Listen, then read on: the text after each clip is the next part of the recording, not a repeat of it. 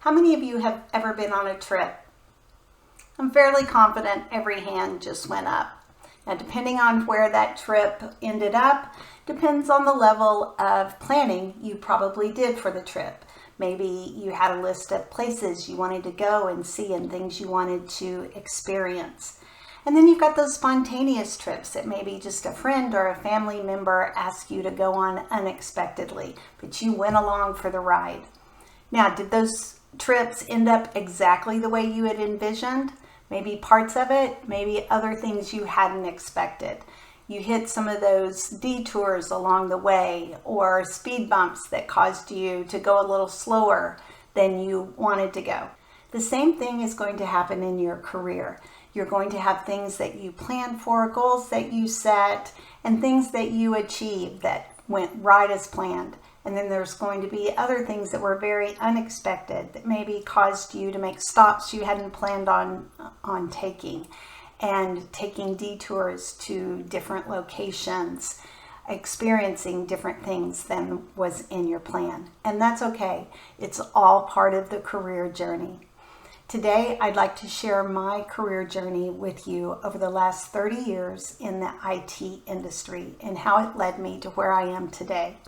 My name is Kim Strom. I'm a professor of practice and the assistant department head to Dr. Rick Wilson in the Management Science Information Systems Department of Spears. I appreciate you having me here today, and I hope the information I share with you will be helpful in your career journey.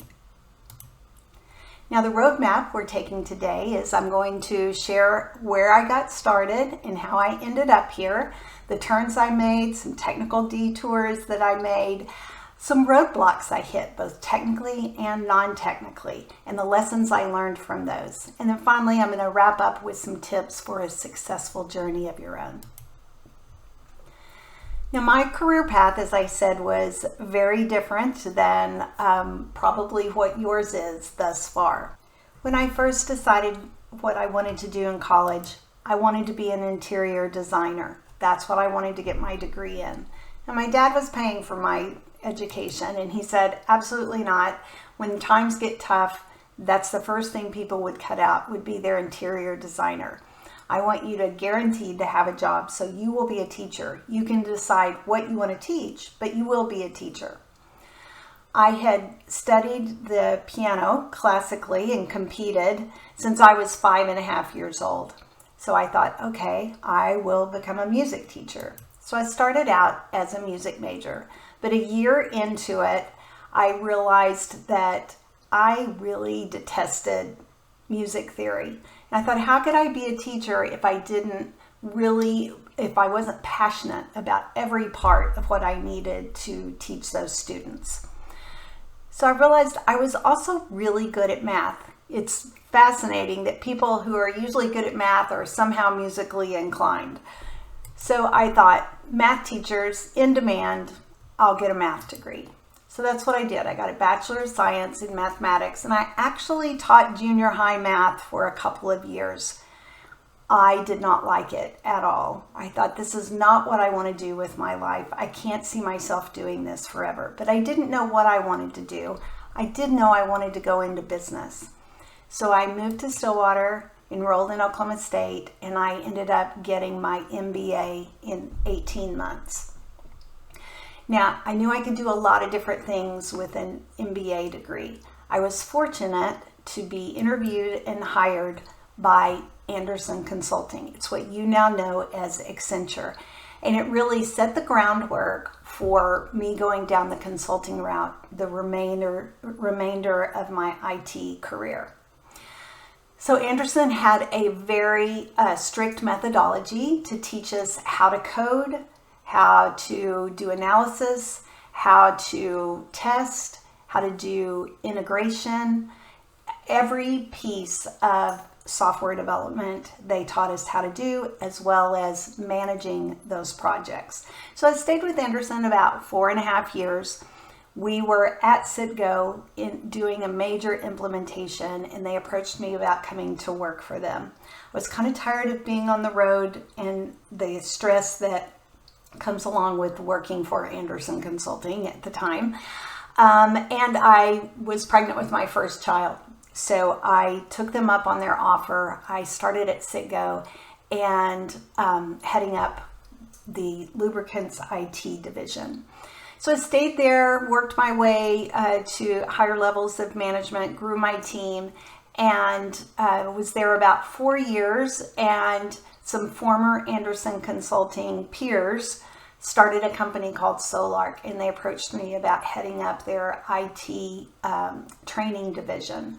And they were doing consulting in a specific technology called Power Builder, and we'll talk about that in just a little bit. So I left Citgo, went to work at Solark, had been there about a year, a little over a year, and we decided to move back to Stillwater so that we could have one set of grandparents close to our children. Plus my father-in-law was needing some help, and my husband was very unhappy in Tulsa, so we moved back to Stillwater. You will find that you make various sacrifices and decisions based off goals of kind of where your personal life is going as well. So for us, family was very important, so I needed to put family over my career. So when I moved back to Stillwater, hardly anyone here, companies were using the technology that I had spent the last, 8, close to 10 years utilizing and perfecting.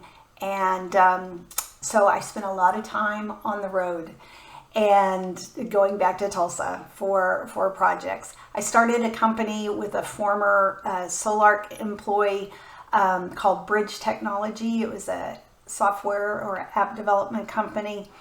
And eventually my partner bought me out, and I went to work for a company here in town called Tubner and Associates. If you've had the privilege of hearing Russ Tubner talk, he's an excellent speaker, highly successful businessman in this town.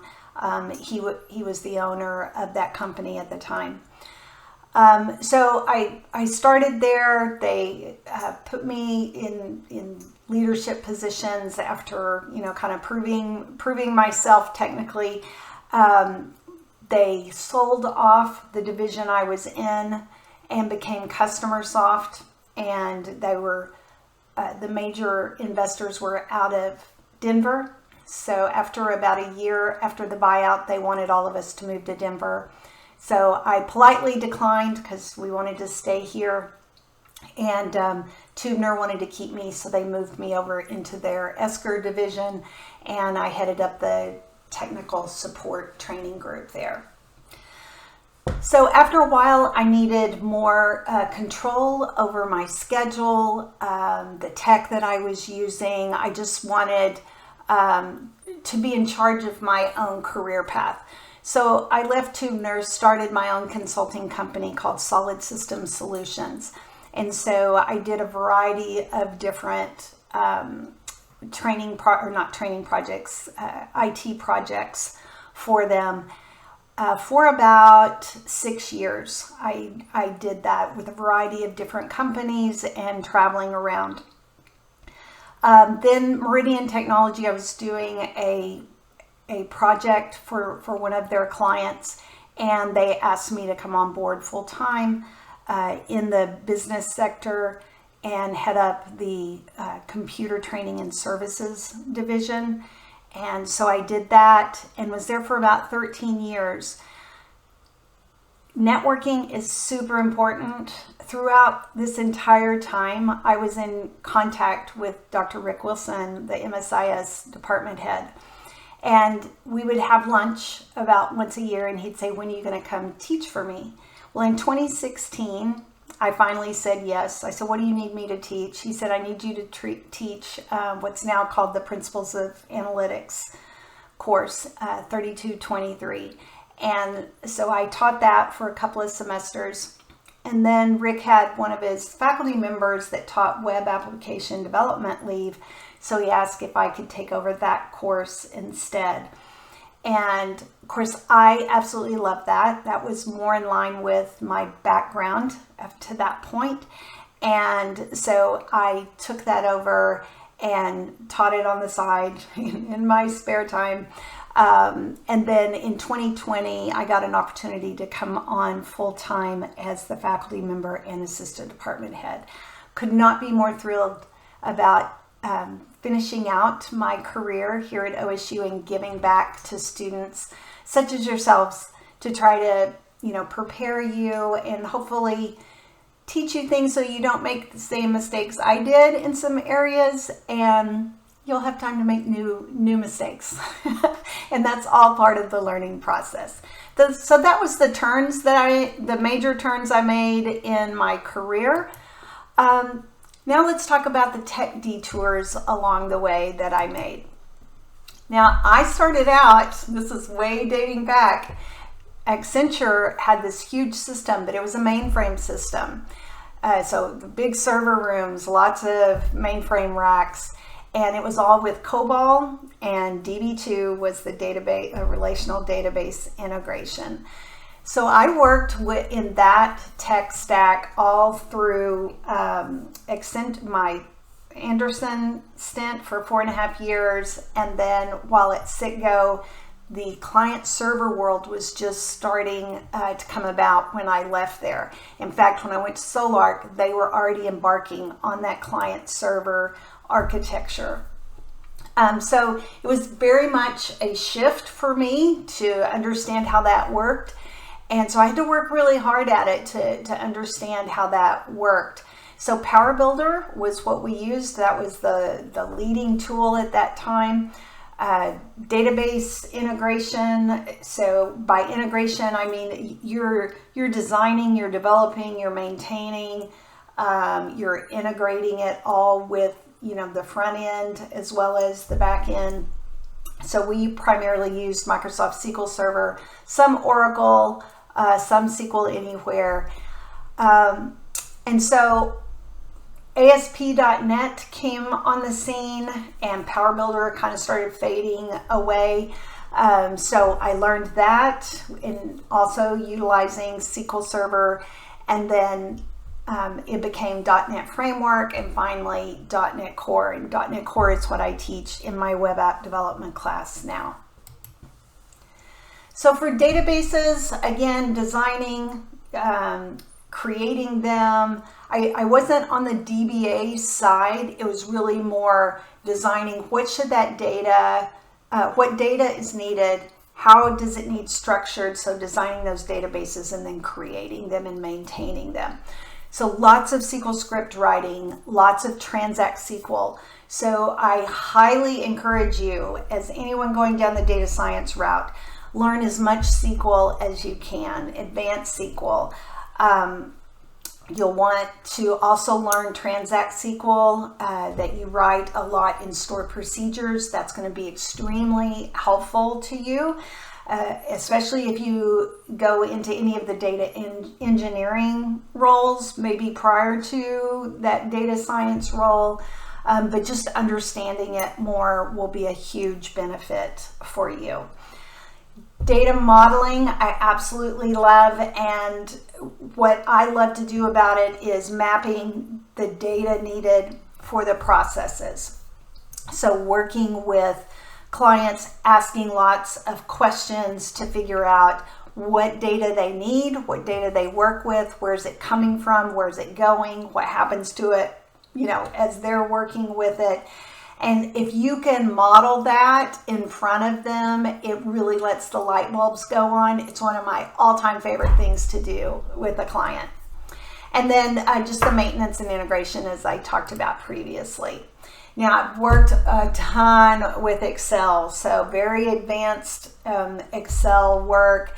VBA scripting, if you can learn some VBA scripting, that will be a benefit. It helps you automate things if you need to make Excel work for you for your data. And then I reluctantly have worked many times with Access. When we first moved back to Stillwater, as I said, nobody was really using what I'd been trained in, and businesses here were running their businesses on either Excel or they called Access a database. Kind of makes the hair on the back of my neck stand up because it's not really a true database. And it's easily hacked into, it corrupts all the time. these companies were not doing backups, so it was trying to get them on some kind of standardized backup system. But, sometimes that's all they've got to work with. And it was typically done by people who didn't know how to design well. And so I had to clean the data, get it structured the way it was, and then reintegrate it into any front end work that they had done. All right, so I learned a lot of lessons in my journey, and I'd like to share some of those. First of all, really get to know what you're good at. Do some self-assessment of yourself and figure out what gets you motivated to get out of bed every morning, because you spend way too much time at work to not enjoy what you're doing. There was 2 things I learned about myself along the journey. I love to fix problems. I love to problem solve. I love to take it, figure out how to make it better, how to integrate it with other things, how to truly solve the problem, especially if I can brainstorm and think outside the box. And then if that problem solving helps people, that's like my all-time. So I've been the happiest in my career when I was helping other people be more effective, solve the business problem, give them information that they can make better business decision. Just really makes me happy. Another thing I learned was that you have to be a lifelong learner. You can't just, especially in the tech industry, stop learning when you get out of college. A misnomer is that you don't have to study anymore. Nothing could be further from the truth. So if you want to survive, you definitely have to do it. But if you want to thrive in your career, you have to continually learn. Tech changes so fast, and you have to stay on top of it. So there were also some lessons I learned about working with whoever my users were, my clients, my customers.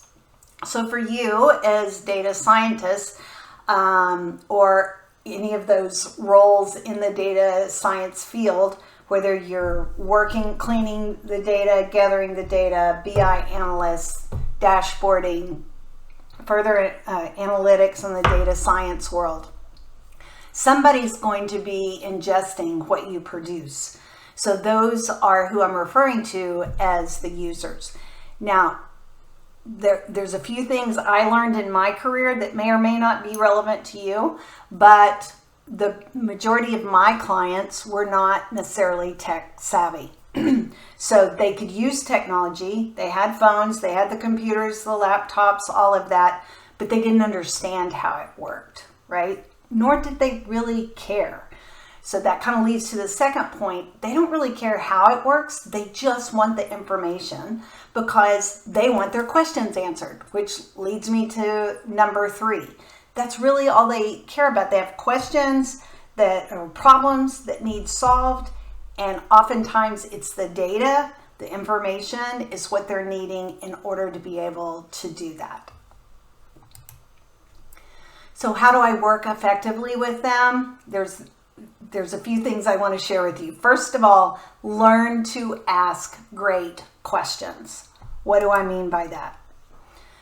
If you can get the information you need from them, then your life is so much easier, okay? And it starts with asking great questions. So make sure your questions are clear and specific. Also try to ask just like one thing at a time. Don't do combo things, because then oftentimes you get part of it answered and not the other.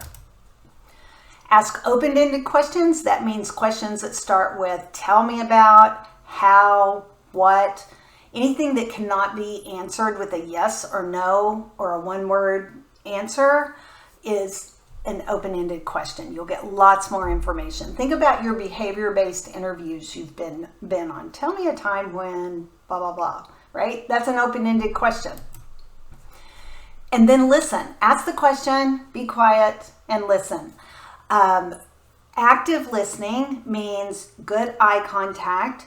You can be taking notes. I really encourage you to take notes because you'll forget a lot of times. You have to write verbatim, just enough that it's going to jog your memory of what they said. It also gives you an opportunity to write little side notes, like additional question that you want to ask later on. prepare in advance. Think about, if I'm writing out my list of questions, always have them written out.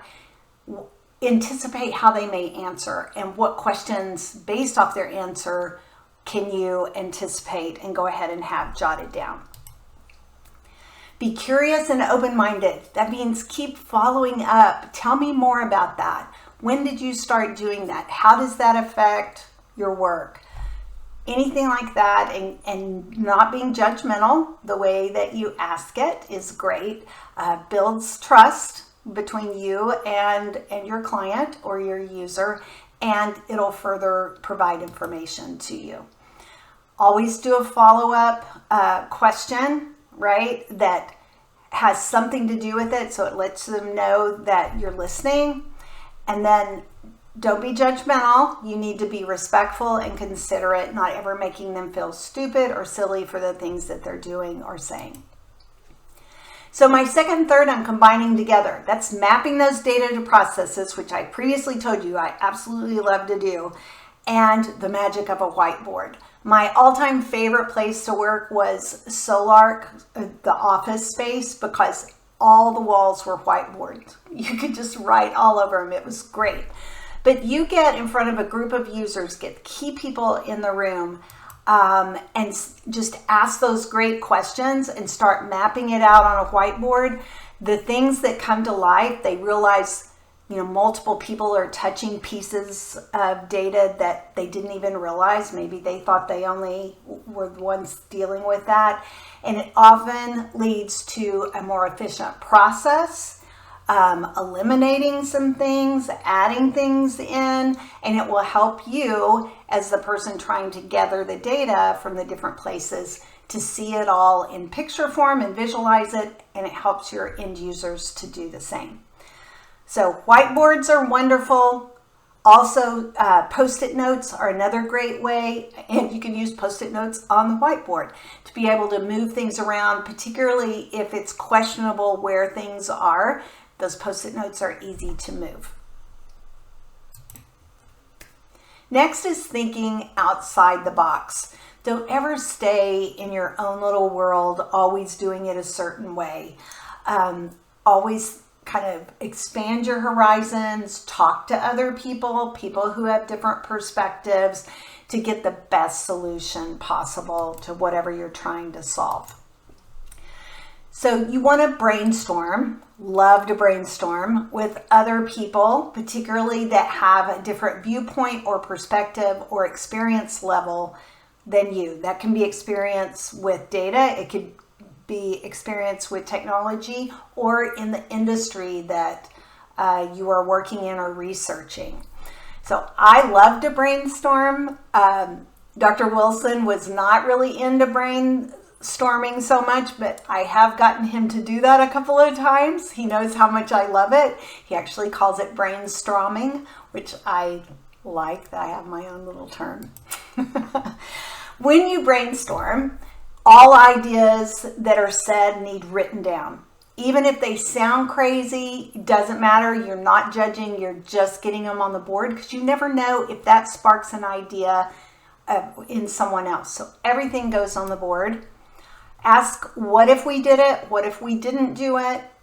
Work backwards. Start with where you know you want to end up, and then backing into it often leads to realizing where data could come from or is coming from that you had missed, or maybe could be divided and processed a different way. Making sure you have lots of diversity in the room is going to end up with the best result. And finally, surround yourself with smart people. This will enable you to see new perspectives, kind of raise the bar for everyone. The people you surround yourself with, you tend to mimic. So why not make them smart people? It gives you new perspectives and insights. It can be inspiring and motivating to you. They're typically good problem solvers, and it'll positively influence your own behavior. One of the people at Citgo that was in a high up management position, I will never forget him saying this. It made such an impression on me, not in a good way. I always wanted the best and brightest on my team. I sought to get those as we recruited college students off of campus. And he asked me one day, he said, why do you always want the smart people on yours? I don't want all the smart people because they may be smarter than I am. And I just was really taken back by that. I said, I want them to be smarter than me because I need them to actually figure these things out so that I can manage them and focus on other things. I need them to be the problem solvers. We never saw eye to eye on that, but he also never had a very strong team either. All right, let's move on to technology roadblocks and potholes that I have seen across every industry that I have worked in. So these are things that I know for a fact you have heard in classes and have read about. I promise you, they are reality. They really do happen. And you have to keep this in mind as you're trying to gather data, clean it, and get it where it needs to be. There are disparate systems in every company, whether they're a tiny little company or a large conglomerate. It is amazing how many places there is data in desk drawers, in spreadsheets, because if people don't have the data from their main systems, they start recreating it themselves in order to make the best decisions that they can make and to solve the problems that they're faced with in their job. So be prepared for that and be ready to dig into, and asking great questions will let you discover these systems as well. There are very poorly designed databases. There are people who structured these that didn't know how to normalize a database for a transactional system. That's typically what you're going to be pulling from, as you know, and then cleaning the data and putting it into data warehouses and lakes and so forth. So they're not normalized correctly, so you have lots of redundant information. There's some very poor naming conventions that have happened out there. I'll tell you my horror story. At a company I worked at, the very first thing they asked me to do, they had a end user reporting system, so the tables, the database was made available and they could drag and drop and create their own reports. All of them had these little cheat sheets by their monitors to know where to pull the data from. And it was because they had hired a person who clearly didn't understand relational databases or good naming conventions. And he had created one table for the entire system. I think it had like 54 columns on it, something like that, named column 1, column 2, column 3, and so forth, all the way to 54 or whatever the last one was. It was horrific. So they had these cheat sheets that was like, oh, first name is column 7 and customer name is column 32. And so I was tasked with getting it truly normalized, because it was highly inefficient, because there was always contention, everybody hitting against the same table, and then getting things with good names so that when they used the end user reporting system, they knew what they were pulling and didn't have to refer to a cheat sheet. So that one was always stuck in my mind. The lack of validation. So because of that, you're going to have inconsistent data that was input a multitude of ways. You're going to have bad data. You're going to have backups, lack of backups, no testing of backups. So you're going to lose data. So yeah, it happens. And then just the lack of testing, that people will just throw stuff into production and think they'll fix it later, leads to all the bad data that's out there. And then quality of documentation. Nobody likes to document. So please break that trend. Comment your code. The people coming behind you, or you coming back into something long after you wrote it and being able to read your comments in the code is so incredibly helpful.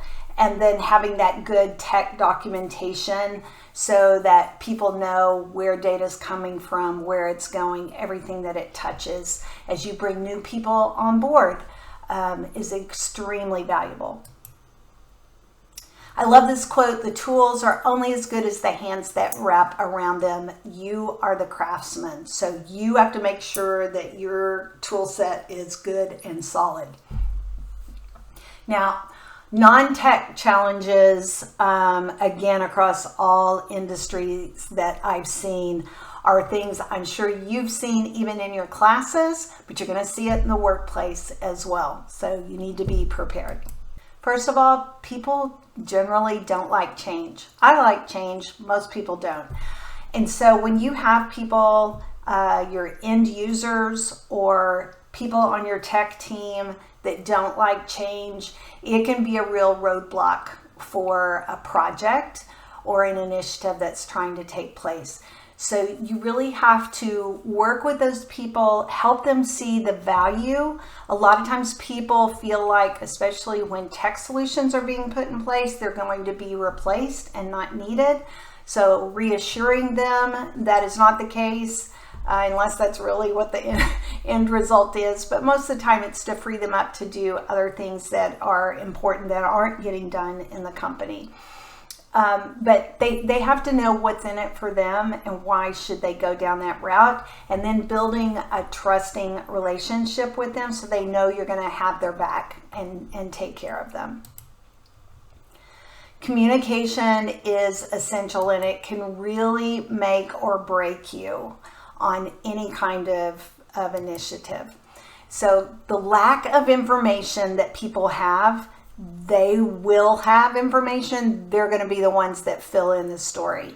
So they're going to make assumptions, and typically those assumptions are not correct. And so then you've got inaccurate information feeding itself and being shared across the organization. So you have to keep your stakeholders up to date of what's going on. So over communication is definitely preferred over under communicating. And then customize that delivery. Figure out who are the recipients, who are your users, your stakeholders, and how do they want to be communicated with. Is it email? Is it text message? Is it a phone call? Is it a face-to-face conversation? Is it a report? What is it? And, keep track of who likes what and meet them where they want to be met. If they receive it in the manner in which they prefer, they're more than likely going to ingest the information when you need it. And never let them be surprised by bad news. You need to always be the one to deliver that. If you're missing a deadline, can't meet a requirement, whatever it happens to be the bearer of bad news. Don't let them find out from someone else, because it, again, will break the trust.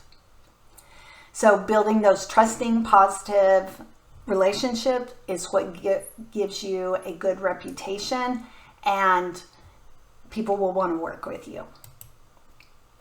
Now, we never get to pick our teams. Just like in school, you typically get assigned a team, right? And there's going to be various levels of commitment on an individual level. You're going to have people who are good team players and not good team players, and then you're going to have a variety of technical skills. The same thing is going to happen on the job.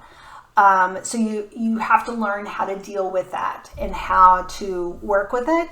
It's what I call your circle of influence. So if you're not the person in charge and that could handle a lot of these things, what do you have influence over? You have influence of how you interact with your peers and your team members. Can you help them become more knowledgeable in a certain area? Can they help you in a certain area? So it's a give and take. So look at what you can do to improve the quality of the people you have to work with, given your circle of influence. And then I've seen low EQ. EQ is emotional quotient, also known as emotional intelligence. So think of it as like how you get along in the world versus how smart you are. So are you aware of yourself, those around you? Do you empathize with those people, putting yourself in their position to see their viewpoint? You don't have to agree with it, but you can empathize with them. Are you motivated? Do you motivate others? Do you self-regulate? You don't have to be told everything to do. You're responsible, accountable. Do you have good social skills and social graces? So you know how to play in the sandbox with other people. It's what I like to call it. And then as a female in a tech industry, you have to know it is a male-dominated industry. It's getting better, but it was nothing for me to be on projects and I was the only female on the project. I just got used to it. It's something you become more and more comfortable with. But I want you to be prepared for that and know that you need to be confident in yourself and find support to help you through that if you are struggling. So here's some tips I have. Build confidence in your skills, whether that's tech skills, interpersonal skills, both of those. The more confident you are in your abilities and what you can bring to the table, the more that will exude confidence to others and you'll get along much better with everybody. Seek out a successful female mentor. Do that now while you're in college. You can work through the Easton Center and through, I'm sure Dr. Tabernac would work with you in Spears and whatever other schools that you are in. Find those now because those will be lasting relationships. But even after you're on the job or at another university, seek out someone who's kind of been down this path and can help guide you and be a sounding board for you. Take advantage of every networking opportunity you have, both internally and externally to your organization. It's really a small little world out there, especially in the IT world, and you'll be surprised how many times you'll come back across the same people again years and years later. Being confident is going to let you share your ideas and opinions, and do that. Don't be intimidated thinking that you don't have a voice. You need your voice. Share your great ideas, share your opinions. Don't be a wallflower. And then embrace those things you're really good at. Know your strengths, as I talked about earlier, and then find ways to showcase those and bring value to your organization. If you do experience bias in any way, address it professionally. If you don't know how to do that, work with your HR director of wherever you are, work with your mentor of ways to deal with that. Support the women around you. If there's a women's group already started within wherever you're working, become a part of that. As new women come on board, take them under your wing, just like you're hoping a mentor takes you under their wing. The more that we can support each other and help each other, the more confident and strong we all become. Always have your goals and focus on those as you go throughout your career, and remain positive. Have that glass half full, not half empty. If bad things happen, try to twist it and figure out something good, because I firmly believe something good can come out of every situation. All right, so let's talk about projects, whether that is a research project that you've got, if you've gone into industry and you're on an IT project where you're trying to gather data, clean data, work with data. Depending on the size, it can be very overwhelming, and it doesn't even have to be a large project to be overwhelming when you're first getting started. So don't get lost. I'm going to give you some tips for a successful journey. Let's talk purely from a project standpoint.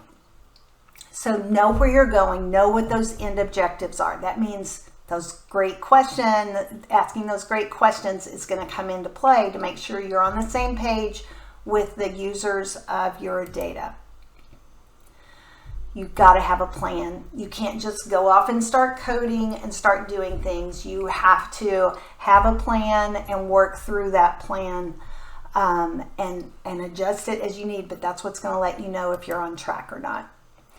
Break it down into smaller chunks. So often people get overwhelmed because they think of all these things that have to be done. Just take it in small chunks. Go ahead and divide it out and focus on the first chunk and then the second and so forth. As I said, communicate concisely and often. Find the right tools to keep your project moving forward. This is not really referring to the right tech to do your data work. That's necessary too. But just in managing a project, pick something that works for you, whether it's Planner or Microsoft Project or Trello. Most of the time, organizations will have some type of tool where you can document the steps, the chunks, all the tasks that needs done, and keep you on track. Always prioritize. Let your end users be the ones to set that priority versus you deciding what's most important. And then know those people around you. What are they really good at? What are their strengths? And then do everything you can to let them take those tasks that let them showcase their strengths. And then managing risk, that's trying to think of all those things that could go wrong and how do we prepare for that to either prevent it or be prepared if it does happen so that we're not running around like chickens with our heads cut off. We have a plan. We know how to address it. And then when things do happen, just know nothing is foolproof. You've got to learn to be flexible and adjust and kind of regroup. Now, from a tech perspective, I have some tips for you. So often we get these big data sets and we start building, ETL processes or, start working with dashboards and we try to work with the huge data set. Just pick a small sample. And when I say small, I mean, I usually start with like 5 to 10 rows of data. If I can make it work for those 5 to 10 rows, and if I have variation in that data, if I can make it work for that, chances are, I'm like 90% there, right? And so then I just have to tweak other things that maybe weren't represented in my small set of data. Please test, and I know some of this has more to do with the fact that I came from this app development background, but you still have to test those ETL processes, anything that's pushing and pulling data. So first test what you know needs to happen, expect to happen, the steps it should happen in. Then test what shouldn't happen, right? What happens if people do things they're not supposed to do? What's the outcome? How do we prevent that? And then the various types of testers, this is more in line if there's any kind of interface or if you're doing like a dashboard, do what's called a black box tester, which means they had nothing to do with the process. You're just giving them the end result and with a set of things to find or do. Tell me what is the leading product for the month of April. Right? Can they find it with just that? That lets you know how good your interface is to work with, your dashboard. A white box tester was involved in the process but didn't actually code it, but is like kind of your super user, so they know what they should be doing. Integration test is anything I directly touch. So anything that feeds me data directly or I feed it directly, the next touch point is an integration test, and then a full system test is beginning to end, wherever the data first started out, all the way through the system to the end result. Always work in a staging area. Now, most companies will have guidelines or more maybe restricted rules of how this is to work. But if they aren't using a staging area, do what you can to encourage the use of that. Now, they may have where their rules are they bring it into the staging area and immediately start pushing it and manipulating it. There's others. I like to bring it into the staging area and then save that as the raw data that's never touched, just like I don't ever touch anything, manipulate anything in production. So I bring it in, it's pure raw data, then I pull from there and start putting it in different tables, spreadsheets, flat files, whatever it is that I'm needing to do with it. And then if you are pushing something into production, make sure you are implementing at a non-busy time of day, day of week, season, okay? Don't do it during the busy season because it goes back to managing your risk. If the system cratered for whatever reason and couldn't be used, you'd want it to be at a non-busy time, not at peak season, peak time of the day. If Fridays are your busiest day, you wouldn't want to do it on Friday. When I had a contract with what used to be TV Guide that produces the online TV channel guide, so our system supported that. So the people who entered the TV data started working at 7 a.m. in the morning 7 a.m. in the morning. So we were only allowed to push into production at 5 a.m., which meant we usually arrived about midnight and started preparing everything and flipped the switch at 5 a.m. We had from 5 to 6 to figure out, is everything good and we can stay up and going.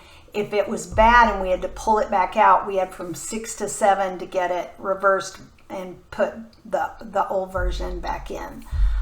So it's things like that we were managing our risk based off the least busy time of day and day of week.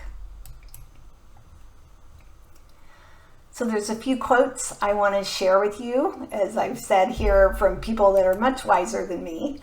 So a goal without a plan is just a wish. So hopefully what you've heard from all this is planning is so important, but knowing where you're going has to be first. So you have to have that goal, whether it's the goal for your project, for your research project, or for you personally in your career. You have to know where you're wanting to end up, and then you have to have a plan. How am I going to get there? Because it doesn't just magically happen. A journey of 1,000 miles begins with a single step. Even if you're afraid to do it, you have to take that first step, right, towards that goal. And then another step and another step. And before you know it, you're probably running towards your goal.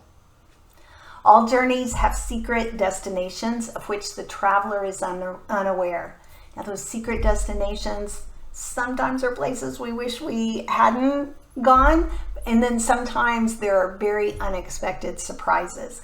So you have to learn to be adaptable and flexible, utilize your resources, utilize your strengths when things happen unexpectedly, and you'll keep moving forward and make an even better journey story than what you thought. And finally, someone is sitting in the shade today because someone planted a tree a long time ago. So the things I've done in my career, people benefited from those long after I left, hopefully. And the things that you're going to do in your career, the research you're going to do today, in the next week, in the next year, is going to benefit people way in the future for a long time. And so it's just important to keep that in perspective, that what you're doing is important and you can make a difference. You just may not see it in your career lifetime, but hopefully you get to see at least some of it, because it's a very, very motivating factor. Thank you for traveling down my career journey with me today. I wish you the best in your journey to your goals and dreams as well. please reach out to me and connect with me on LinkedIn. You can send me an email or stop by my office in the Spear School of Business. My office is 377. Have a great day.